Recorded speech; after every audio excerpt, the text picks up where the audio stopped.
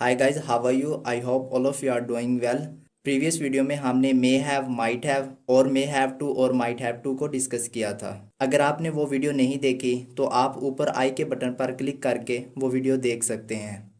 चलिए देखते हैं हम मे हैव बीन और माइट हैव बीन को किन किन सिचुएशंस में यूज़ कर सकते हैं। मान लें हम प्रेजेंट में खड़े हैं और अंदाज़ा लगा रहे हैं पास्ट के बारे में कि पास्ट में कुछ ऐसा हुआ होगा। सबसे पहले स्ट्रक्चर देखते हैं। स्ट्रक्चर में सबसे पहले सब्जेक्ट, उसके बाद मे हैव बीन या माइट हैव बीन और लास्ट में ऑब्जेक्ट। यहाँ पर कोई भी वर्ब इस्तेमाल नहीं होगी। एग्जाम्पल से इसको समझते हैं। शायद वो उस वक्त किचन में होगी, तो कैसे ट्रांसलेट करेंगे?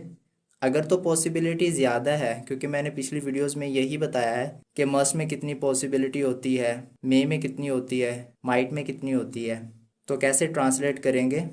She may have been in the kitchen at that time। अगर पॉसिबिलिटी कम है तो she might have been in the kitchen at that time। एक और एग्जांपल देखते हैं। शायद वो कल बीमार होगा इसलिए जिम नहीं आया। अगर 50% श्योर हैं तो he may have been sick yesterday, that's why he didn't come to the gym। अगर 10-20% श्योर हैं तो he might have been sick yesterday, that's why he didn't come to the gym। अभी हमने देखा मे हैव बीन और might have been को without verb के साथ। अब हम देखते हैं वर्ब के साथ। इसमें भी आप पास्ट के बारे में सोच रहे हैं कि पास्ट में कोई क्या कर रहा होगा। शायद की फीलिंग के साथ हम इसको देखेंगे। जैसे शायद वो कल रात खाना पका रही होगी। 50% श्योर हैं आप, तो कैसे ट्रांसलेट करेंगे? पहले इसका स्ट्रक्चर देखते हैं। स्ट्रक्चर में सबसे पहले सब्जेक्ट, फिर मे हैव बीन या माइट हैव बीन, उसके बाद वर्ब की फर्स्ट फॉर्म के साथ आईएनजी और लास्ट में ऑब्जेक्ट। तो सेंटेंस क्या बनेगा? He may have been cooking food last night. और अगर पॉसिबिलिटी कम है तो she might have been cooking food last night. हो सकता है या शायद वो कल लड़ाई कर रही होगी। अगेन पॉसिबिलिटी ज़्यादा है तो she may have been fighting yesterday. और अगर कम पॉसिबिलिटी है तो she might have been fighting yesterday. हम मे हैव बीन और माइट हैव बीन को और कहाँ यूज़ कर सकते हैं? हम इसका यूज़ पैसिव वॉइस में भी कर सकते हैं। एक्टिव में सेंटेंस है उसने खाना पका लिया होगा। पहले तो एक्टिव का स्ट्रक्चर देखते हैं।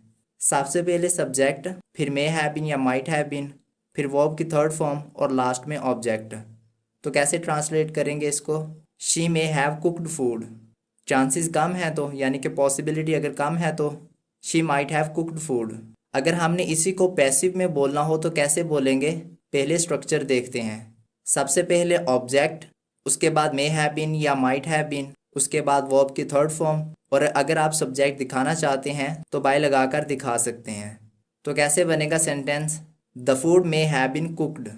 अगर कम पॉसिबिलिटी है तो the food might have been cooked. एक और एग्जाम्पल देखते हैं एक्टिव में। मेरी अम्मी ने कपड़े धो दिए होंगे। My mother may have washed clothes. Possibility कम है तो my mother might have washed clothes. अगर इसी को पैसिव में बोलना हो तो कपड़े धुल गए होंगे या धुल चुके होंगे। The clothes may have been washed.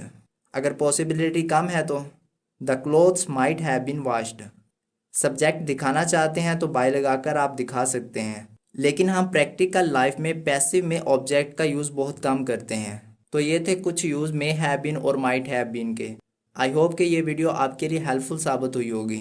अगर ये वीडियो आपके लिए हेल्पफुल साबित हुई है तो वीडियो को लाइक और शेयर ज़रूर कर दें, और इसी तरह की नॉलेजेबल वीडियोस के लिए हमारे चैनल को सब्सक्राइब कर दीजिए और साथ में बेल आइकन को भी प्रेस कर दीजिए, ताकि हमारी हर नई आने वाली वीडियो आप तक आसानी के साथ पहुँच सके। मिलते हैं नेक्स्ट वीडियो में, तब तक अपना ख्याल रखिएगा। अल्लाह हाफिज़।